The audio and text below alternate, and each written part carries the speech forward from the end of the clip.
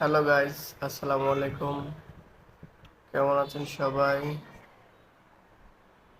আজকে নিয়ে আসলাম ইলিশ ভাজা, ডিম বোনা, আরো অনেক কিছু। এগুলো সব আমি নিজের হাতে পাক করছিলাম আমার বোনের বাসায়। শুধু এই যে লতাটা দেখতেছেন, ওইটা আমি পাক করি নাই।